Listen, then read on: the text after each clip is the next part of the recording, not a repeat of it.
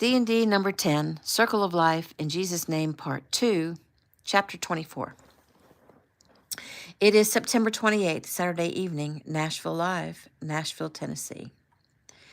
Gabe pushed back from the table and reached out a hand to Taylor, and they headed to the table near the front. The girl Taylor had spotted earlier was still there, and she looked up and smiled as Taylor and Gabe approached. "Hello," Taylor said brightly. "Hi," the young girl answered. "I know who you are." "You do?" "Yes, you're Taylor and Gabe. Everyone knows who you are." Taylor laughed. "I don't know about that." She nodded at the man and the woman she surmised were the girl's parents. "Hello, I'm Taylor Keno, and this is Gabe Tanner." "Oh, we know," the woman said. "Our daughter is bonkers over you guys." "What's your name?" Taylor asked the girl. "I'm Mandy, Mandy Tull." Taylor held her hand out. "Well, it's nice to meet you, Mandy, and Mr. and Mrs. Tull. So you're out having some family time fun. Some family time, huh?" "Yes, because it's my birthday," Mandy said. "Really? Well, happy birthday. How old are you?" "I'm 12. "Awesome. And now that you two have miraculously shown up at her 12th birthday, it will be a birthday that she'll never forget. She's had a hard time. She was born with juvenile Paget's disease, which is a bone disorder." "Mom, they don't want to hear about that." "Sure we do," Taylor said. "I've never heard of it." "Well, it's a bone disease. It causes her bones to become weak and deformed, and it gets worse as she reaches the adolescent growth spurt. It's very painful." "Is it curable?" "Well, there is no cure, but it's treatable, somewhat." Taylor nodded. "Would it be okay for us to pray for you, for Mandy, and for your whole family?" "Sure, we'll take all the prayers we can get." "Well, you can get a lot if you let Gabe and I put it on our sites, if that's okay." Mandy's eyes lit up. "You mean we could, like, take a selfie and you put it on your site?" "Oh, we can do better than that, I think," Taylor said. She took out her phone. "May we have permission to do a quick live video?" The parents nodded. Anything to make Mandy happy. Taylor smiled into her phone. "Hey, everyone. Well, I'm already back. We haven't ordered our food yet, but we've met a very special person." She reversed the camera. "This is Mandy, and she's here at the restaurant with us, and sorry. This is Mandy, and she's here at the restaurant with us, and it's her birthday. We're going to sing her happy birthday in just a few seconds. But first, we want you to know that Mandy is in a wheelchair because she has a painful bone disease. And we'd like you all to record or comment your prayers for her so that she can read them or hear them and feel the beautiful comfort of the Holy Spirit. Okay, let's sing." Taylor and Gabe got close to Mandy, one on each side of her, and sang happy birthday to her, and then they each kissed her cheek. "Okay, everyone, thanks for sharing in Mandy's 12th birthday. And we have another surprise for you very soon because some awesome magical things are happening at this restaurant tonight. So look for your notice because we're going to go live again in just a few minutes." "Let's get a selfie of that birthday kiss," Taylor said. "Gabe, kiss her again." They both kissed her cheeks again and took a pic. "Give me your number and I'll send it to you," Taylor said. "Good. All sent. And hey, now you have my number, and if you ever need anything, you can call me. Just do me a favor and don't give my number out to other people. This is just between you and me." "I promise," Mandy said, her eyes wide. "Well, we'd better get back to the table," Taylor said. Mandy's parents rose. We can't thank you two enough for taking time to come and talk to Mandy. She'll never forget this." "Oh, I'm thinking we won't either. Thank you for allowing us to share some time." They shook hands, hugged Mandy, and went back to their table. "How'd that go?" Bree asked. Gabe shook his head. "Your daughter is a bright light. That's all I gotta say." "Well, I can say a lot more than that," Taylor laughed as she told the people at the table about Mandy. The server came with drinks and took orders. The person playing the piano stopped playing and spoke into his microphone. "Good evening, everyone. So before our big show tonight, we have a very special treat. As usual, we have a few local celebs with us, and tonight we also have a few Hollywood celebs as well. Please show a warm Southern welcome to Brianna Adams and Ricky Keno." Ricky and Bree smiled and waved.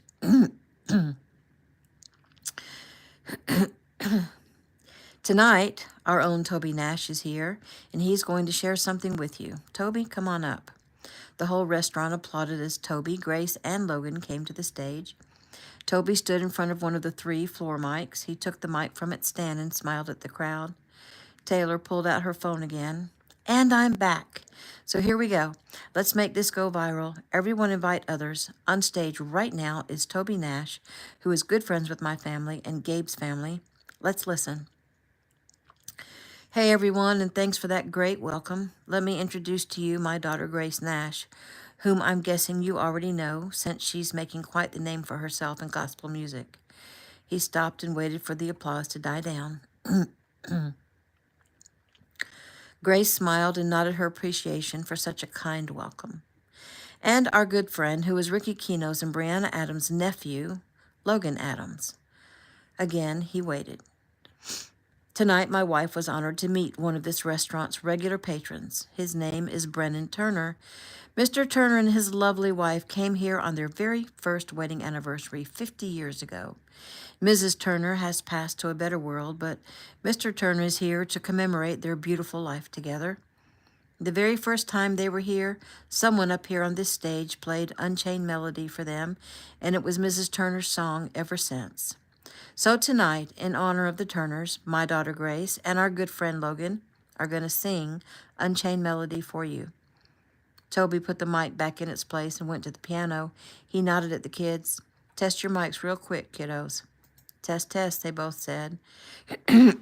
Toby smiled and nodded. Good.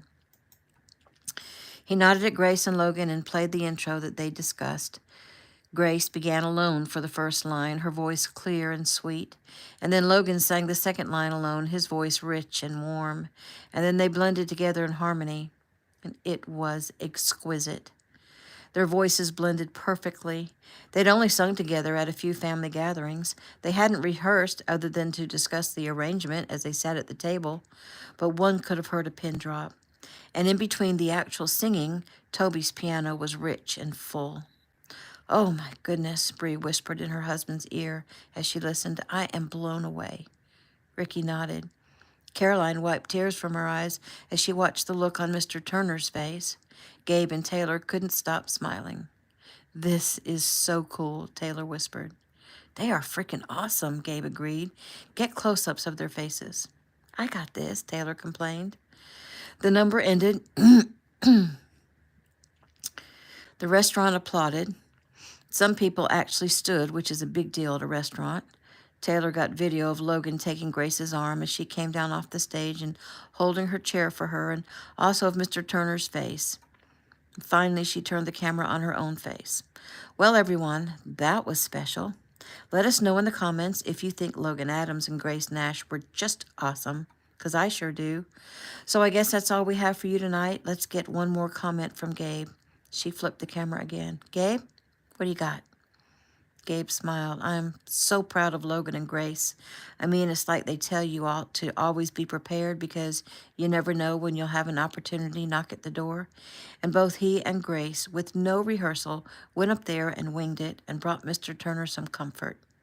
I'm loving it. So thanks, everyone, for getting on here and sharing it with us.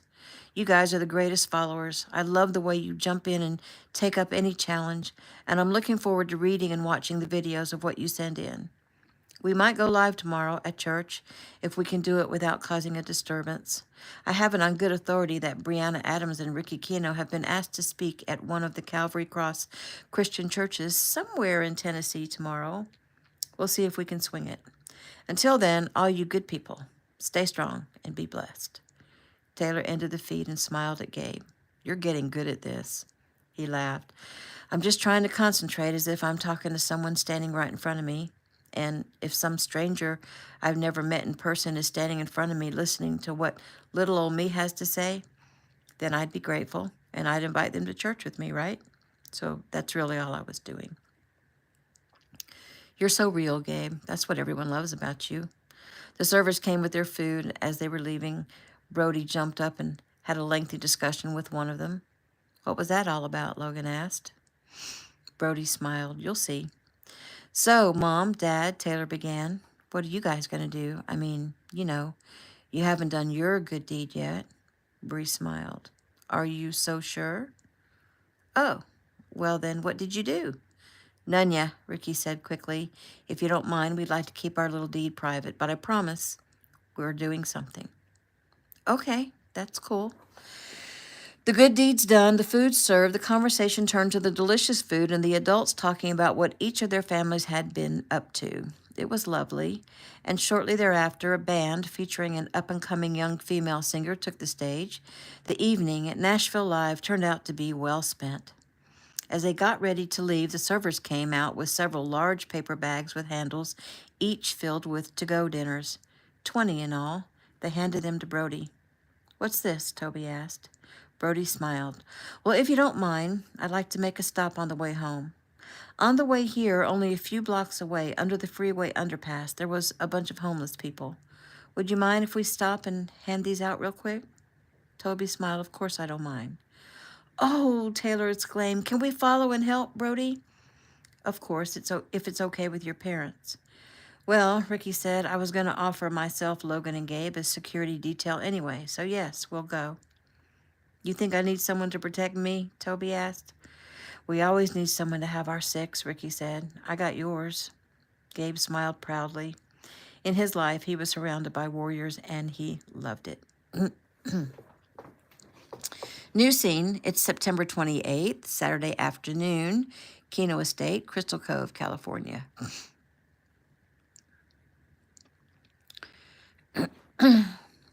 Young Eric watched Jordan as she made her way down to the beach from the pool house where she'd changed clothes into her bathing suit. His mouth went dry. He'd known she would be a knockout. After all, the first time he'd seen her, she was wearing a little black dress, and he can tell she was athletic.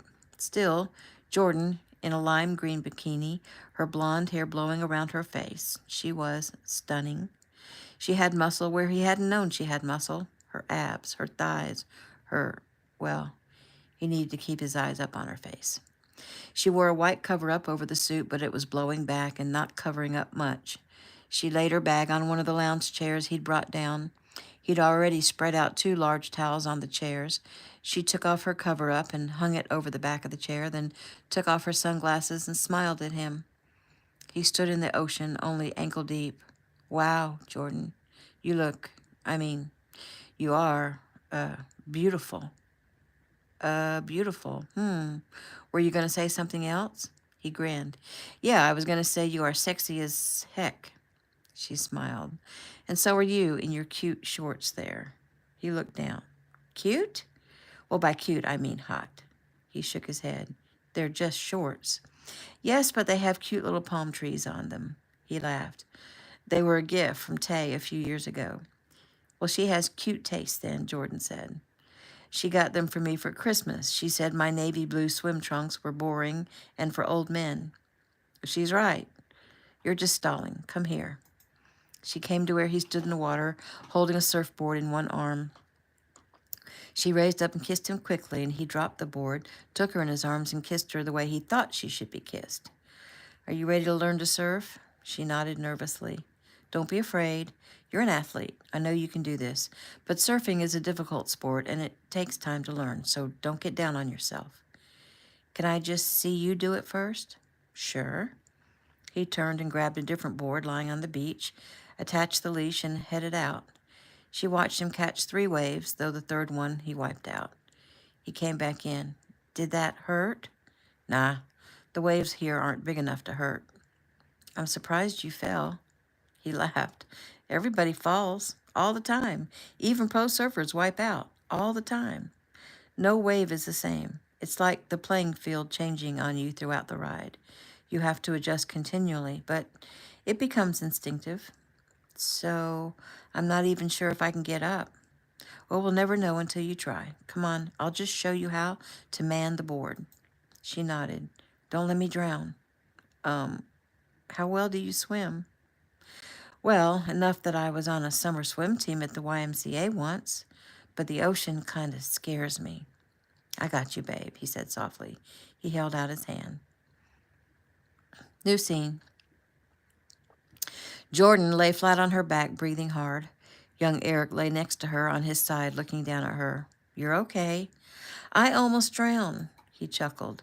Well, almost drowning has to do with sucking water into your lungs, which you did not. You merely went under and got disoriented as to which way was up and which way was down. But I had you. I told you. I got you. Well, you could have gotten me, she said, putting the word in air quotes, a lot faster. He tried to control his laughter. I had to give you a few seconds to see if you were able to write yourself. I mean, if I grabbed you right away, you would have yelled at me for helping you when you didn't need help. She pressed her lips together to keep from smiling. You just think you're so smart. That's 'cause I am. And about some things. How long do you think you'll stay mad at me? Why? Because I'm hoping, as smart as I think I am, that I didn't miscalculate. She giggled. Young Eric looked up to see his grandparents and 5 little ones coming down to the beach. He smiled. Nate came at him on a run, and Manny came right to Jordan and threw himself on her.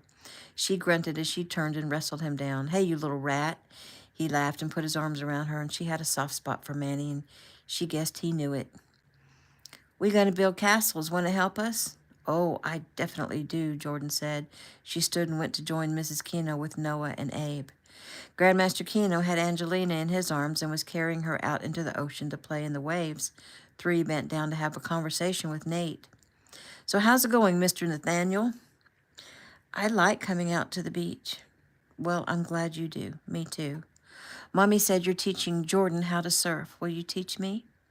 Sure. First, though, you have to sit here and watch me.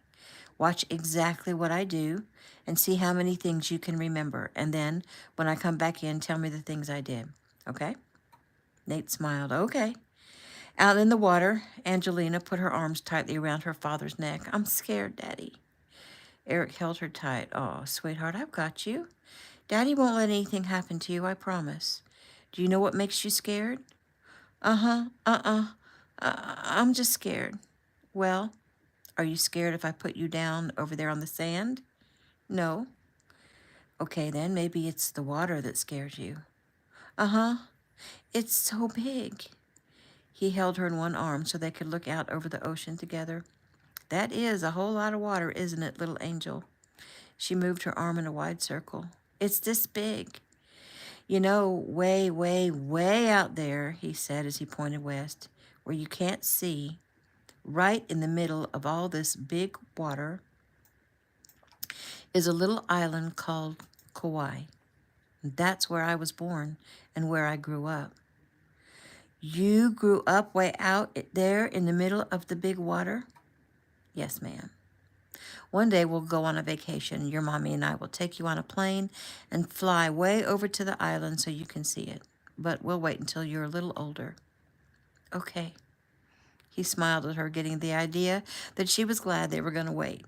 Lifting her away from his chest, he started to lower her into the water, and she screamed and tried to get her arms back around his neck. Daddy, don't let me go. I won't, baby. I won't let you go. I was just going to let your feet touch the water and you can splash a little bit. No, I don't want to, she cried. Okay, sweetheart, we'll wait. So I'm just going to sit down in the water and hold you. He chuckled as her arms squeezed his neck in a death grip. It's okay. I won't let go of you. He sat in the water where the waves could only come to waist deep and turned her around and sat her on his lap. Watch way out there. See, the waves are starting to form, and then they move close to shore, and then they break. What's shore? Well, that's where the water meets the land. He smiled as she began to relax as they sat and watched and listened to the rhythm of the waves. He softly grabbed her ankles and wiggled them up and down, making her feet splash the water, and she giggled. Isn't the ocean wonderful? Yes, she said timidly, obviously still unsure about that. God made a beautiful world. Did he make the big water too? Yes, he made the ocean, and he made the land, and he made the sun and the stars and the whole universe. How? Good question. He's very smart, very powerful, smarter than everyone. Even smarter than Nate, because Nate says he's smarter than everyone. He does he? Well, Nate is very smart, but he's not smarter than everyone. And no one is smarter than God, though a lot of people think they are. Some people don't believe God is real. Why?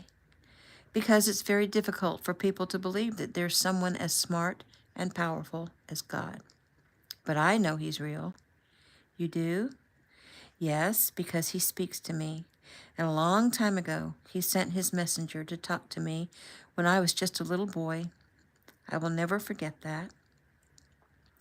A lot of people have received messages from God, but other people don't believe it. Well, maybe God will talk to them too so they can believe.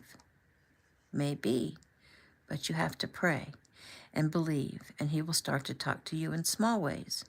But people don't want to have to do all that. They think it's too hard or too silly to pray to God. But that's because they don't believe. It's very sad. And God is sad when His children don't open their minds enough to try to hear Him. Who are God's children? We are. You and me and your mommy and all of our family and friends, almost all the people of the world. And He loves us very much. And He's happy when we pray to Him so that we can get close to Him and hear Him. And He's happy when we obey His rules. What are the rules? Well, first, have love in our hearts for each other and for Him. That's the biggest one. And then things like, don't tell lies, always tell the truth. Why does God make rules? Well, He makes them to help us be safe and to be happy. Her little brow furrowed, so He made it easier. Do I have some rules that I make for our family? Yes. Tell me one of the rules that I make. No running in the bathroom. Why do you think I made that rule? So that Noah and Abe won't fall down anymore. Right. Very good. Why don't we want them to fall? Because when they hit their head, it hurts. And we don't want them to hurt, right? Right. So that's why God makes rules for us, so that we don't hurt ourselves. And like telling lies can make us unhappy. And He doesn't want us to be unhappy. He wants to help us, always. What other rules does God make? Well, He says don't steal things from other people. Don't kill people. You mean like when someone killed my sister? He hugged her close. Yes, baby. That was a bad man that did that. Yes, and I miss Maria. I know, sweetheart. But guess where she is? Luciana told me she's with Jesus. He smiled. That's right. She's with God our Father and with Jesus, who is God's Son. And she's happy and loved, and no one can hurt her ever again. God is our Father? Yes. But you're my Father, right? Yes, I'm your earthly father, but God is our heavenly Father. He's my Father too, and that's why we pray to Him and say, Dear Father, or Father in heaven. He's listening, always listening, and when we pray, He hears us. Can Maria hear us? I'm not sure about that, but I bet God could give her a message if we ask Him to. I want to ask Him to tell Maria that I miss her. Tonight, when we pray together, let's ask Him. Okay, but Daddy, what happens to people who don't follow God's rules? He sighed. Well, that's between them and God. Sometimes, if we don't say we're sorry and try to do better, then He will punish us. Like when Manny had to sit in timeout? He smiled. Yeah, something like that. Daddy, remember when that man shot you? He sighed. Yes, sweetheart. Do you still think about that? It made me very sad and scared, and sometimes I dream about it. Oh, baby, it was a scary time, but I'm okay. I'm okay now, and I'm so happy that I get to stay here with you and be your daddy because I love you so much. She turned and put her arms around his neck. I love you too. I'm glad you're my daddy. You're very nice, not like that bad man. Angelina, if you ever get scared, you can always come and talk to me or Mommy or anyone in our family. Can I talk to Taylor? He smiled. Yes, of course. He made a mental note to talk to Taylor about what she should say to help the kids when they want to talk about what happened with Maria or with them witnessing his shooting. He pointed out toward the water. Look at what young Eric is doing. She smiled. I want to do that. He laughed. Well, when you get a little bigger, I'll teach you. But first, you have to learn to swim. And in order to do that, you have to be able to stand in the water. I can stand, she said, as she lifted herself up and stood between his legs. Good job. Stay right there and let me stand, and I'll hold your hand, and we'll walk up and see what kind of sandcastle the others have made. She didn't flinch when he stood and took her hand, and together they walked through the water. Meanwhile, young Eric came in and walked up to Nate. Okay, I'm back. Did you watch? Yes. What things did you see me do? I saw you pick up the surfboard. I saw you put that thing on your foot.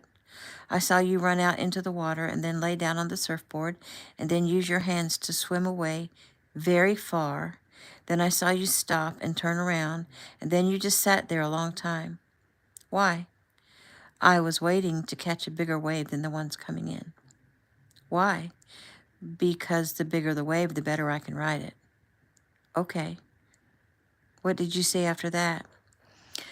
I saw you swim toward me on the board and then jump up to stand on the board, and then you wiggled your body to steer the board, and you let the wave push the board toward shore, and then you fell off the board and stood up and grabbed it and came here to talk to me. Young Eric laughed. Good job. And how many times did I blink my eyes? Huh? He chuckled. I'm just kidding. He held out his hand. So, you ready to come for a little ride with me? No one. Nate nodded. Run, go grab a life vest up there next to where your mom is. He turned and ran, and Jordan looked up at young Eric, admiring him as he stood there on the beach, the late afternoon sun shining on his skin. She smiled at him. He smiled back at her, and just that slight nod from him made her heart soar. She sighed and turned back to the sandcastle her and Noah were creating. Shelley was working on another sandcastle with Angelina. Abraham had taken Eric's hand and headed out to have some one-on-one time with his daddy. Shelley looked to see young Eric making eyes at Jordan, then turned back and smiled at the beautiful girl. He's pretty cute, isn't he? Jordan blushed. Yeah, he is. He's more than cute. I agree. He's a special young man. He's like too good to be true, Jordan said. How in the world did I end up with him? It's because you're special too, Jordan. Your husband says I'm not supposed to second-guess my worthiness, but I really can't help it. How does little old me rate a guy like 3? Shelley smiled at the pet name. Listen to me, Jordan. I know where you're coming from because I felt the exact same way when I met my husband and fell in love. He loved me, and it was unbelievable that a man of his stature could be interested in me. But where young Eric, 3, is concerned, let me just tell you, he could have any girl he wanted. He could have his pick. That I realize. And of all those girls, he chose you, Jordan. You. He chose you because he sees your worth. He is not a shallow guy. He sees and understands your worth. Has he told you he loves you yet? Yes, he has, Jordan answered dreamily. Well, then he does. And if you love him too, and I can see that you do, then nothing short of death will keep him from you. Nothing. Not even you thinking you're not worthy, so you have to stop that. I'm trying. I just slip back into it sometimes. Again, I understand. Been there, done that. They heard a child shriek and looked out to see Nate lying flat on the surfboard and 3 pushing him around. The child was laughing and acting like a child, and to Shelley it was a beautiful thing. He has a connection with Nate, and I'm grateful for that. He also has a connection with you. Don't push him away. Oh, I won't. I don't have the strength to do that anyway, she said with a laugh. Shelley looked up at the sun. It's getting late. Don't you two have a dinner date? Yes, we do. I guess I'm going to go get a shower and get changed.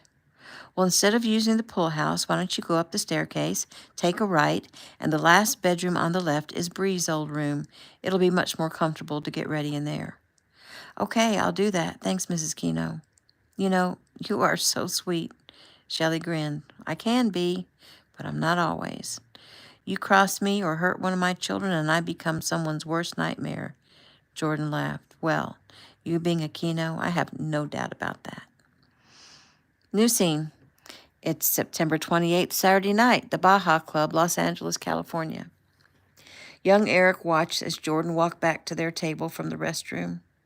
She wore a baby blue colored dress, sparkly, close-fitting, and a tad short, she said, because it was a few years old, and Jordan had grown since then. It had tiny little sleeves and was a tiny bit low-cut in the front. He shook his head and smiled as she approached. What are you shaking your head about? She asked when she got to the table, and he jumped up to pull out her chair. Eric nodded at the agent who'd followed her to the restroom and looked back at Jordan. I was shaking my head because I can't believe how absolutely beautiful you are. She sighed. What? You don't believe me? I believe you because that's like the 10th time you've said it. Wow, am I overdoing it? Coming on like an amateur? He laughed. Well, you certainly don't dance like an amateur. You got some hot moves there, 3. You're the one who's hot. Do you know that when we're out there dancing, every guy here is watching you? Oh, Lord, don't tell me that. I won't dance anymore. Well, not even if I ask you sweetly. I mean, it's going to be weeks before we're able to go out like this again. He rose and stood by her chair. I think they're playing our song. She stood. We have a song? I think we do now, he laughed. They headed back to the dance floor. The place was super crowded. After all, it was L.A. on a Saturday night. Jordan was tired and thought 3 had to be out about to fall down. He had been working hard since early this morning. She was glad the song, that was now their song, was a slow one. 3 took her in his arms, and she laid her head on his chest. Heaven. They weren't really dancing, just swaying slowly back and forth to the music. Can't help falling in love with you.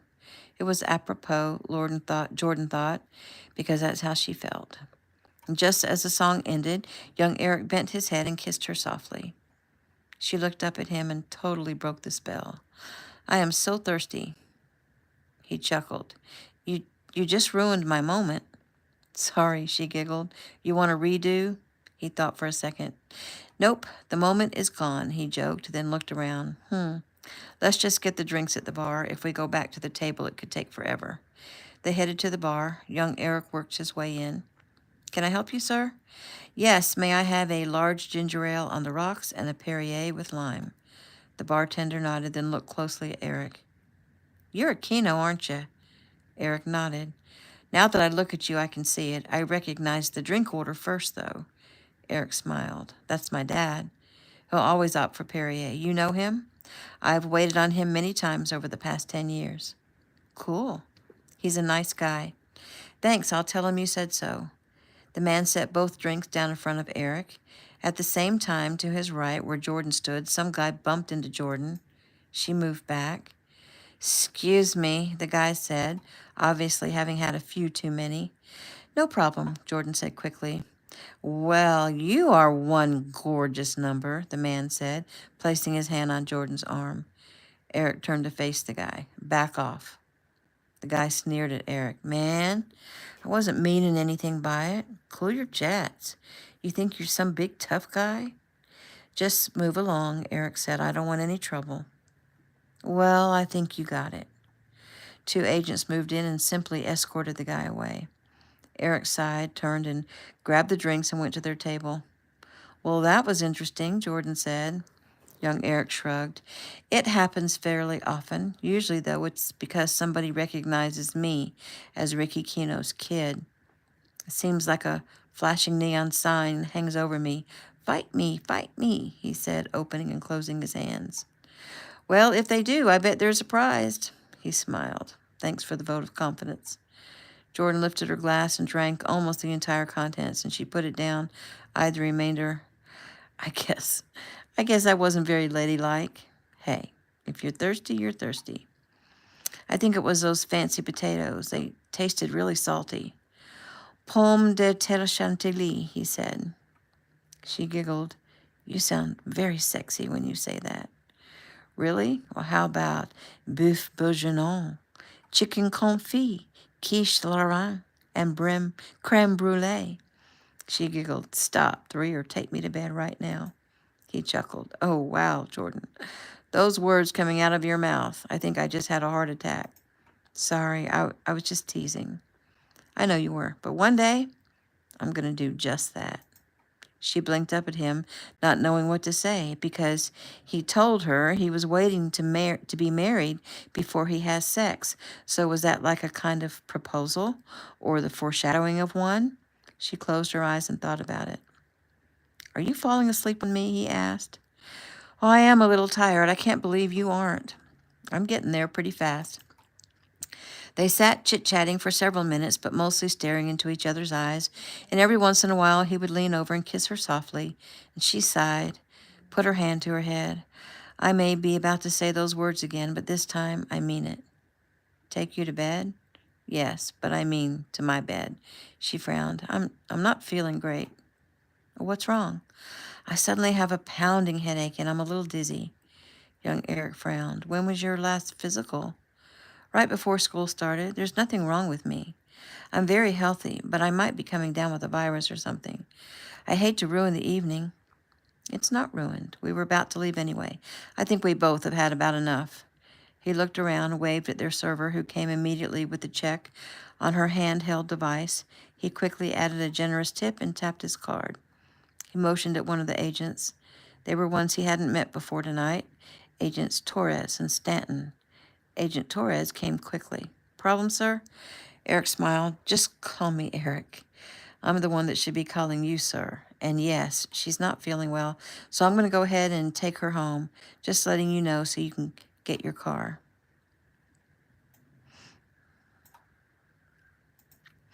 Yes, sir, and let us get yours too. Sit there until we get you. Good idea, thanks. He turned back to Jordan. How you doing, babe? It's getting worse. I can feel my heart racing. I swear it feels like I'm drunk. Well, you sound like you're drunk. He lifted her glass and smelled, then motioned again at the server. I know it's just a tiny little bit, but would you mind putting just this leftover amount into a to-go cup for me? No, sir, I don't mind. You want me to top it off? No, I want only what's in the glass. You got it, Mr. Keno. She brought the to-go cup back in a minute, and Agent Torres came in to get them at the same time. Young Eric stood and went to Jordan's chair and pulled it out. Can you stand? I think so. He pulled her up, supported her with his arm, guided her out, and loaded her in the car, reaching across and placing the cup in the console. He then pulled a few bills from his pocket and handed them to the valet, got in the car, and started home. He glanced over at his girl. She sat slumped against the door, breathing heavy. How you doing? She shook her head. Not so great. I'm just going to close my eyes and rest. Okay, babe. Maybe I should take you to the hospital. Oh, no, please, no. Okay, then I'm going to take you to my grandparents' house, and I'm going to get Aunt Jeffy to check you out. Jordan only nodded. They drove in silence for a few minutes, but then Eric looked up in his rearview mirror. He saw flashing red and blue lights. He slowed, hoping they would pass. They flew past the agents driving behind him and then suddenly switched over into his lane, right behind him. He gave a soft curse. He was being pulled over. Blowing out a breath, he pulled over to the shoulder of the highway, pulled out his wallet, and let his window down and waited as he watched his side view mirror. There were 2 police cars. The cops just sat there a minute. What's going on? Jordan asked. We got pulled over. You? You drive like a grandma, she said slowly. He smiled. Finally, he saw the cops approach, one on one side of his car and one on the other side. The one who approached his side came stealthily to the window. Officer, Eric said respectfully, was I speeding? Let me see your license and registration.